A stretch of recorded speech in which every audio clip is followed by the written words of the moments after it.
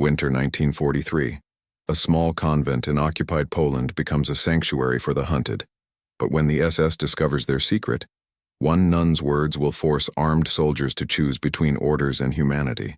What she said in that moment would be remembered for generations. The stone walls of St. Catherine's Convent had stood for 300 years, but never had they sheltered such dangerous hope.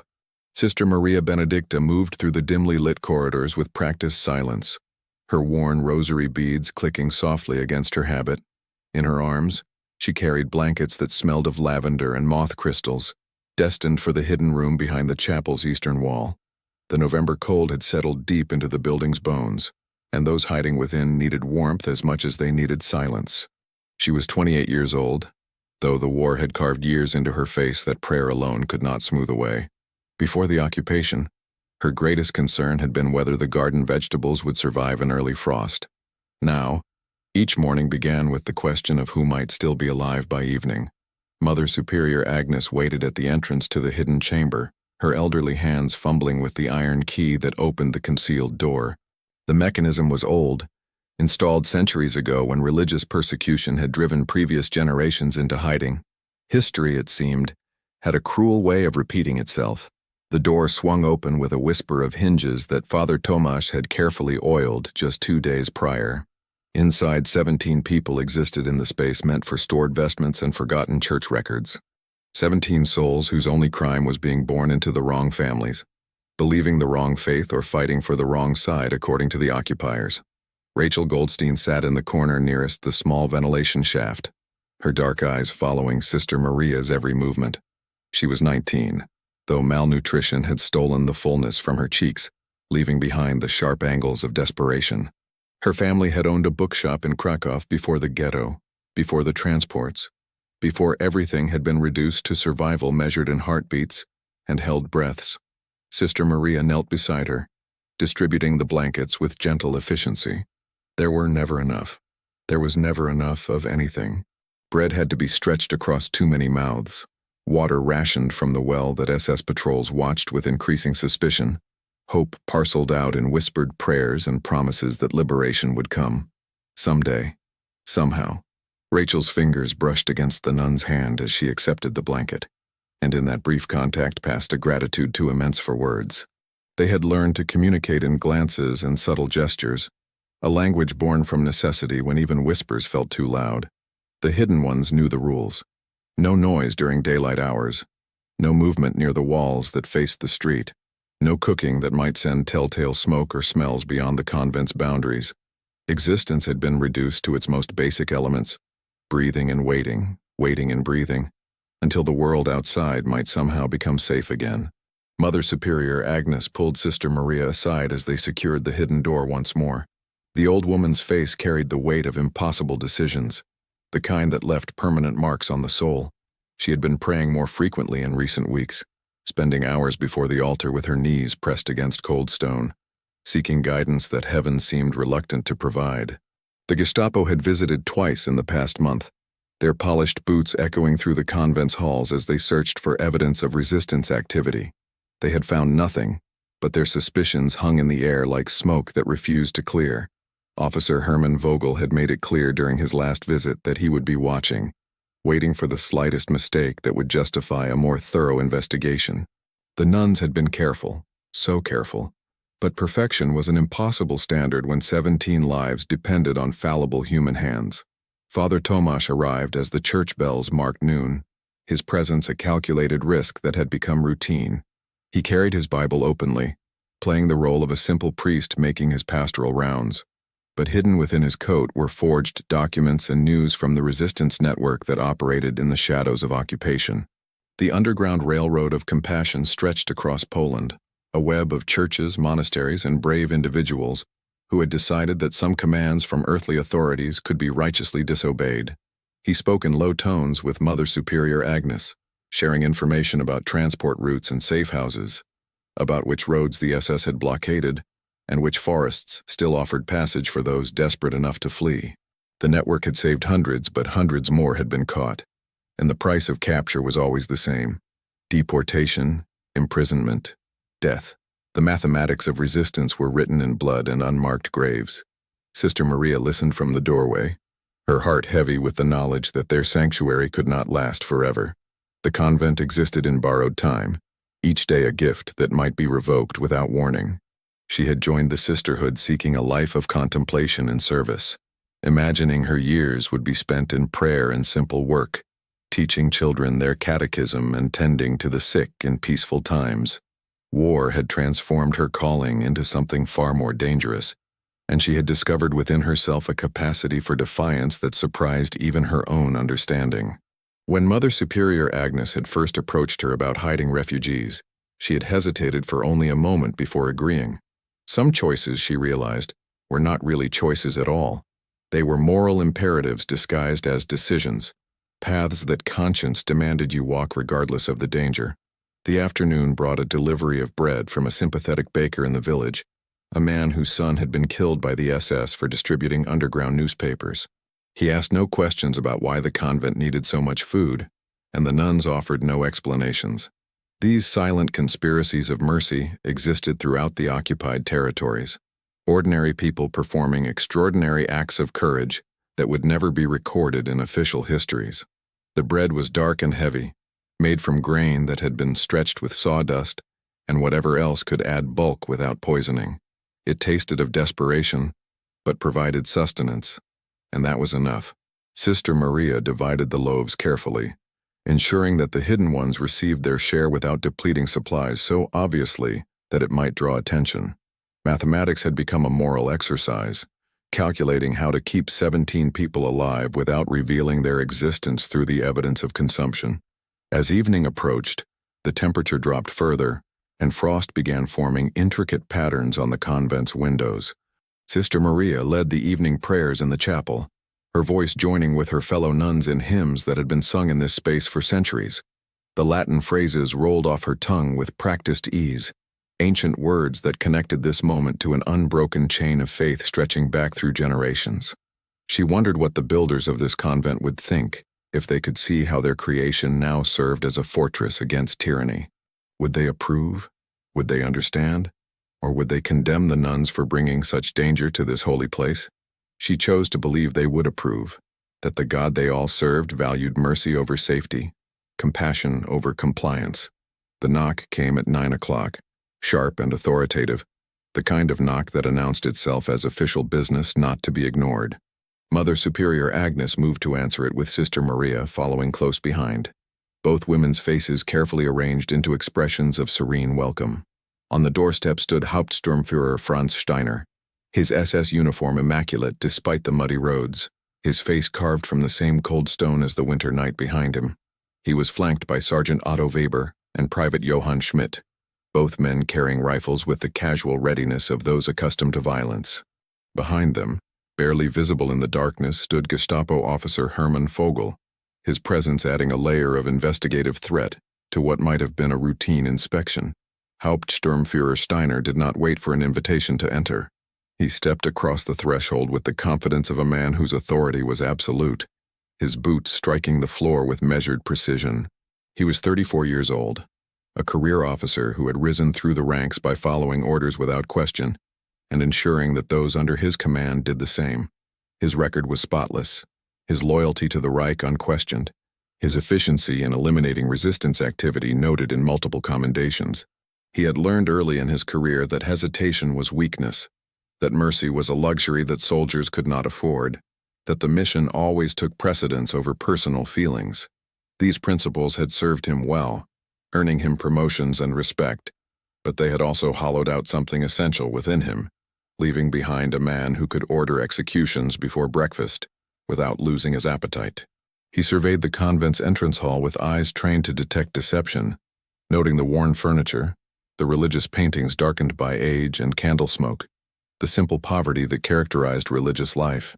Nothing seemed immediately suspicious, but Vogel had insisted that something was wrong here, that the numbers did not add up. Too much food being purchased for too few nuns, too many visitors for a convent that should have been isolated, too much activity for a place supposedly dedicated to quiet contemplation. Steiner had learned to trust Vogel's instincts. The Gestapo officer had a talent for uncovering hidden resistance cells, for finding the threads that, when pulled, unraveled entire networks of illegal activity. Mother Superior Agnes stood before him with the dignity that came from decades of facing life's hardships with faith as her armor. She asked how she might serve the Hauptsturmführer, her voice steady despite the fear that must have been coursing through her veins. Steiner explained that reports had reached his office suggesting that the convent might be harboring enemies of the Reich, that an inspection would be necessary to clear up these unfortunate suspicions. His words were polite, almost apologetic, but the threat beneath them was unmistakable. This would not be a cursory glance. This would be a thorough search, the kind that found hidden rooms and concealed people, the kind that ended with arrests and executions. Sister Maria felt her heart hammering against her ribs. Each beat a small thunder that surely everyone could hear. 17 people hidden behind the chapel wall. 17 lives that would be discovered within minutes once the soldiers began their systematic search. She thought of Rachel, of the elderly couple from Warsaw, of the wounded resistance fighter who could barely walk, of the children who had learned to cry silently into their hands. All of them would be dragged out into the cold night, loaded onto trucks, transported to places from which there was no return, and the nuns would face their own punishment for the crime of compassion, for daring to believe that human life held value beyond what the Reich decreed. Sergeant Otto Weber and Private Johann Schmidt began the search under Steiner's direction, moving through the convent's rooms with practiced efficiency. They checked storage areas and sleeping quarters, overturned furniture, and tapped on walls listening for hollow spaces that might indicate hidden chambers. Weber was methodical, a man who had conducted hundreds of these searches and knew all the common tricks that people use to conceal forbidden activities. Schmidt was newer to this work, still carrying some of the discomfort that came before repetition numbed the conscience. He avoided meeting the nuns' eyes as he searched their meager possessions, as if not seeing their faces might make the invasion less personal. The soldiers worked their way toward the chapel, and Sister Maria knew with absolute certainty that the hidden door would be found. The mechanism was old but not invisible, and Weber's experienced hands would detect the irregularity in the wall, the slight gap where the door met its frame. She had perhaps 5 minutes before everything ended, 5 minutes to decide whether to stay silent and let fate unfold, or to take some action that might, impossibly, change the outcome.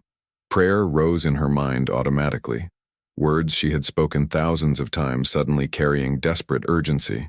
She was not ready to watch 17 people die. She was not ready to have their blood on her hands through failure to protect them. She was not ready for this moment, but the moment had arrived regardless of her readiness. Hauptsturmführer Steiner followed his men into the chapel, his eyes scanning the sacred space with the detachment of someone for whom religious symbols held no particular power. He had been raised Catholic himself, had attended Mass as a child and received all the sacraments, but the Reich had provided a new faith, a new set of values that superseded the old teachings. Strength, purity, obedience to the state, these were the virtues that mattered now. The cross hanging above the altar was just wood and metal, the prayers just words that weak people used to comfort themselves in the face of harsh realities. He watched as Weber approached the eastern wall, saw the sergeant's fingers tracing the outline of something that should not be there. Weber turned to look at Steiner, nodding slightly to confirm what they had both suspected. The wall was false. There was a space behind it. The convent had been hiding something, and that something was about to be revealed.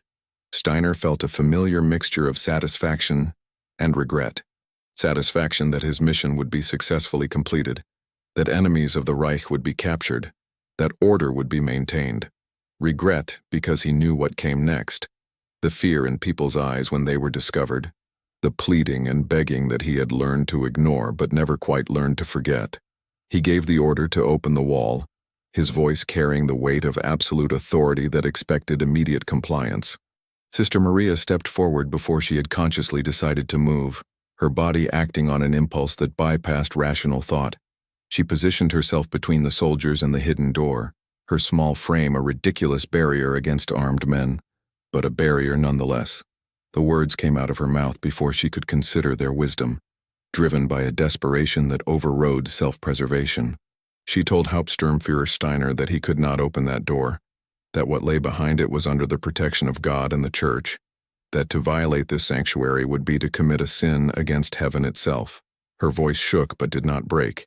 and she met his eyes with a directness that surprised them both.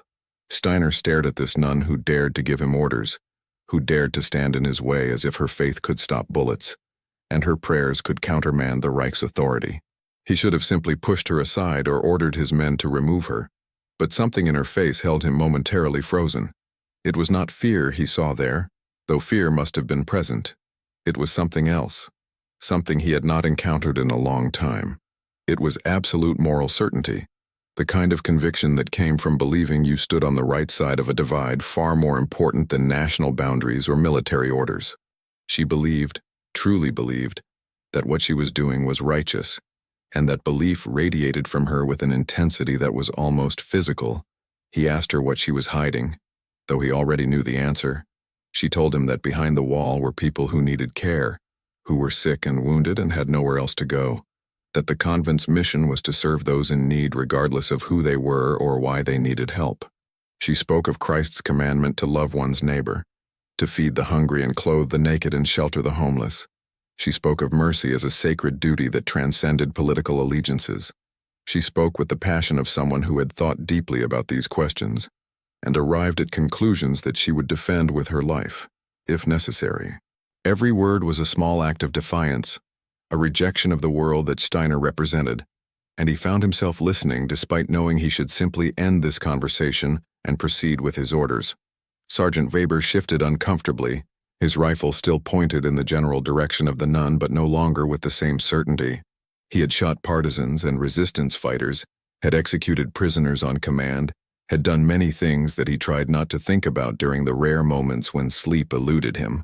But shooting a nun in a chapel while she spoke of mercy and Christian duty felt different somehow, crossed a line that even years of war had not completely erased. He glanced at Private Schmidt and saw his own discomfort reflected in the younger man's face. Schmidt had joined the army believing in honor and duty, believing that soldiers fought for something noble and right. The reality of occupation had been teaching him different lessons, and he was beginning to suspect that the righteousness he had been promised was built on foundations of sand and blood. Gestapo officer Vogel stepped forward, his patience with this theatrical display exhausted. He told Steiner to stop wasting time, to remove the nun by force if necessary and complete the search. The Reich did not negotiate with religious fanatics who harbored enemies. The law was clear, the punishment for such crimes was established, and sentiment had no place in the administration of justice.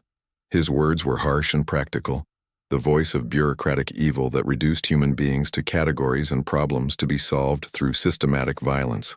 He reached for Sister Maria's arm, intending to drag her away from the door himself if the soldiers would not do it. Sister Maria pulled away from his grasp and did something that surprised everyone in that chapel, including herself.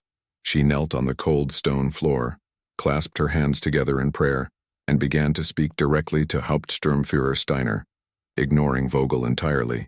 She told him that she knew he had been raised in the church, that somewhere inside him remained the boy who had learned that every human life was sacred, that murder was a sin, that we would all face judgment for our actions. She told him that the people behind that wall were not enemies but victims, not criminals but refugees, not threats but human beings, whose only crime was existing in a world that had decided they should not. She asked him to remember his own humanity, to recognize that following orders did not absolve him of moral responsibility, that he still had the power to choose mercy over cruelty. Her words hung in the air of the chapel, made somehow more powerful by the sacred space in which they were spoken. The candles flickering on the altar cast dancing shadows across the walls, and for a moment, the only sound was the wind outside pressing against the windows. Steiner looked down at this kneeling nun who had somehow managed to speak directly to something he thought he had buried years ago, beneath layers of duty and discipline. She was offering him a choice, presenting him with an alternative to the path he had been following. He could open that door and do his duty, arrest everyone inside, file his report, receive his commendation, and continue his career unblemished. Or he could walk away, could pretend that the search had found nothing, could let these people continue hiding in their cramped sanctuary for whatever time remained before someone else discovered them. The practical part of his mind, the part that had been trained and reinforced through years of military service, told him that the choice was obvious. Duty demanded that he complete his mission. The Reich demanded absolute loyalty. His career, His reputation, his entire identity as a soldier, depended on following orders without question. To walk away would be to betray everything he had built, to reveal himself as weak and unreliable, to potentially face his own punishment for dereliction of duty. Vogel was watching, would report any deviation from protocol, would ensure that mercy was treated as the crime it was under current law. There was no logical reason to do what this nun was asking, no rational justification for throwing away his career, and possibly his life for 17 strangers hiding in a wall. But beneath the practical calculations, beneath the layers of training and indoctrination, something else stirred. A memory of his mother taking him to Mass on Sunday mornings, her hand warm around his as they walked through streets that had not yet known war. A memory of his first communion, the priest telling him that God loved all his children equally, that every soul had infinite worth. A memory of the person he had been before the uniform, before the oath, before the slow accumulation of compromises that had transformed him into someone he barely recognized. Sister Maria's words had found a crack in the armor he had built around his conscience, and through that crack flowed a flood of doubts and questions that he had been suppressing for years. He looked at Sergeant Weber and saw a man waiting for orders, hoping perhaps that those orders might allow him to leave this chapel without adding another sin to the collection that already haunted him. He looked at Private Schmidt and saw a young man whose idealism had not yet been completely crushed, who still believed that soldiers should be better than common murderers. He looked at Gestapo officer Vogel and saw the embodiment of everything he had become, cold and efficient and utterly devoid of the compassion that made people human rather than machines. And he looked at Sister Maria, still kneeling, still praying, still believing that his humanity could be reached despite all evidence to the contrary. The decision formed in his mind not as a sudden revelation, but as a slow recognition of something that had been building for months, perhaps years. He was tired of the killing and the cruelty, tired of the fear in people's eyes, tired of serving a cause that demanded he abandon every principle he had been taught as a child. He was tired of being the person that war had made him, and in this moment, in this chapel, he was being offered a chance to be someone different, even if only for a moment. It would not change the war. It would not undo the things he had already done. It would not save him from whatever judgment awaited him in this life or the next. But it would be a choice he made freely, an act of mercy in a world drowning in cruelty, a small rebellion against the machine that had consumed so many souls. He lowered his rifle, the movement slow and deliberate, and told Weber and Schmidt to do the same. The two soldiers complied with visible relief, their weapons pointing at the floor instead of at the nun who still knelt before them. Vogel began to protest, his voice rising in anger and disbelief, but Steiner cut him off with a look that carried years of command authority. He told Vogel that the search had found nothing, that the wall was solid stone, that the convent was clean of any illegal activity. His voice was flat and final, offering no room for argument. They would file a report stating that the inspection had been thorough and had revealed no evidence of resistance activity or harboring of fugitives. The matter was closed.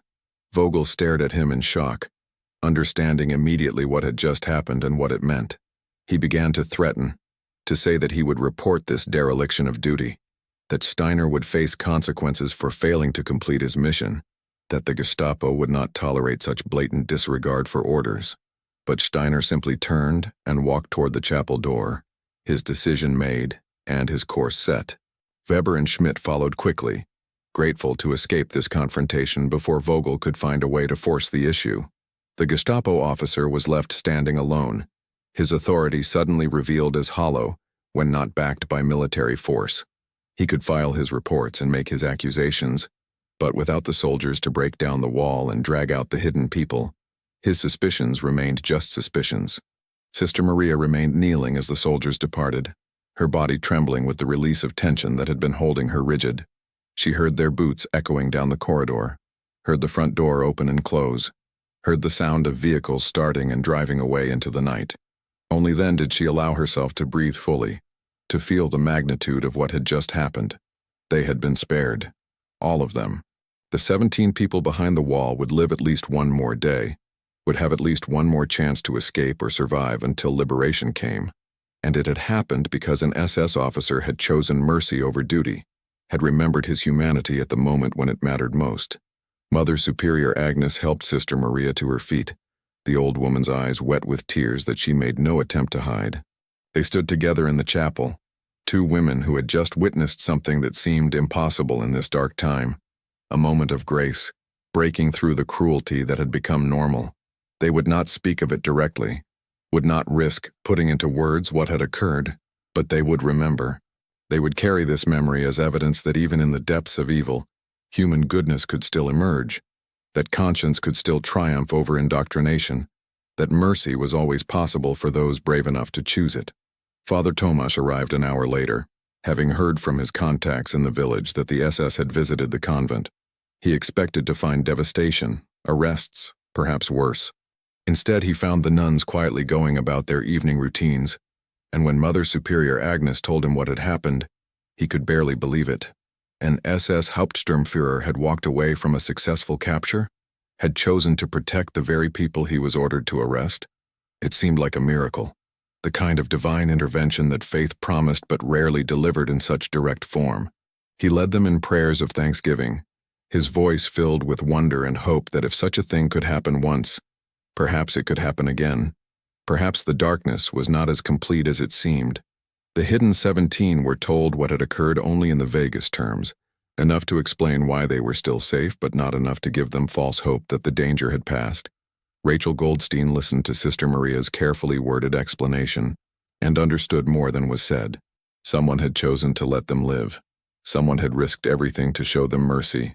In a world where such choices seemed extinct, where cruelty had become policy and compassion was treated as weakness, someone had remembered what it meant to be human. She wept silently, her tears a mixture of relief and grief, grateful for this reprieve while knowing that tomorrow might bring different soldiers with harder hearts. Hauptsturmführer Franz Steiner returned to his office and wrote his report exactly as he had said he would, documenting a thorough search that had revealed no evidence of illegal activity at St. Catherine's Convent. He signed it with a steady hand and filed it with the other paperwork that documented his efficient administration of occupied territory. Then he sat alone in his office as the night deepened, staring at nothing, thinking about the choice he had made and what it might cost him. Vogel would report him, that was certain. There would be questions and investigations, and his career would likely end badly. He might face demotion, imprisonment, even execution, if his superiors decided to make an example of him. But as he sat in the darkness, he found that he did not regret what he had done. The relief he felt was profound, as if he had been carrying an impossible weight that had suddenly been lifted. For years he had been becoming someone he despised, had been making choices that carved away pieces of his soul until he barely recognized himself. Tonight, he had made a different choice, had reclaimed some small portion of his humanity, and that felt more valuable than any promotion or commendation. He would face whatever consequences came with his head held high, knowing that in this one moment at least, he had done the right thing. He had chosen mercy. He had chosen life. He had chosen to be human rather than a machine. Sergeant Otto Weber and Private Johann Schmidt spoke little on the drive back to their barracks, both men processing what they had witnessed. They had seen their commanding officer defy orders, had seen him choose compassion over duty, and it had shaken their understanding of what was possible. They had been taught that soldiers followed orders without question, that personal feelings were irrelevant, that the mission always came first. But Steiner had shown them that even within the rigid hierarchy of military command, individual conscience could still assert itself, that the choice between right and wrong still existed, even when orders demanded evil. They would remember this night, would carry it with them through whatever remained of the war, a small light of hope that not everyone had surrendered their humanity to the machine. The weeks that followed brought changes to the region. Hauptsturmführer Franz Steiner was quietly reassigned to the Eastern Front, a transfer that everyone understood as punishment, though no official charges were filed. Gestapo officer Hermann Vogel continued his investigations, but found his authority diminished, his superiors apparently deciding that his obsession with the convent was a waste of resources better deployed elsewhere. The resistance network, warned of the close call, worked to relocate the 17 people hidden at St. Catherine's, moving them through the Underground Railroad to safer locations further from active SS patrols. Rachel Goldstein eventually made it to a partisan camp in the forests, where she survived until liberation. The elderly couple from Warsaw were smuggled across the border into Hungary. The wounded resistance fighter recovered enough to rejoin his unit.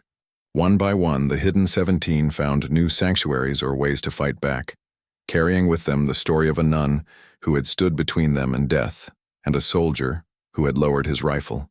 Sister Maria Benedicta continued her work at the convent, caring for new refugees who arrived seeking shelter, distributing food and medicine to those in need, performing the daily acts of mercy that her faith demanded.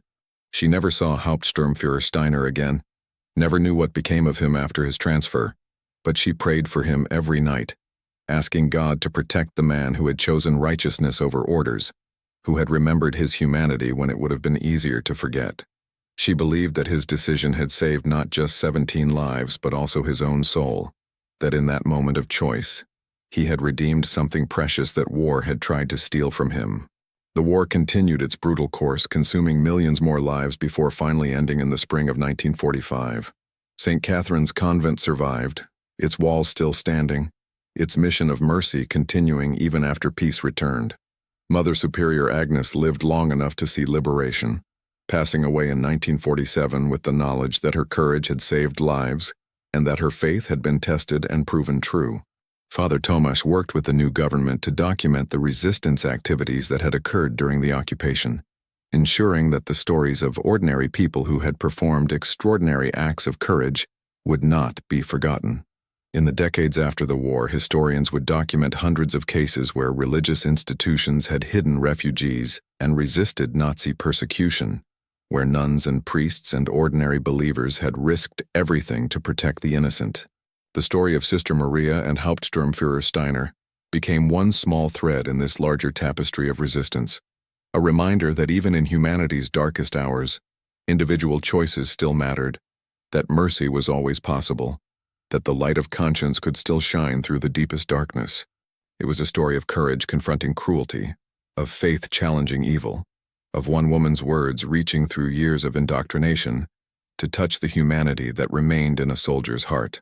The chapel at St. Catherine's Convent still stands today, its eastern wall solid and unremarkable, hiding no secrets now except the memory of those who once sheltered behind it.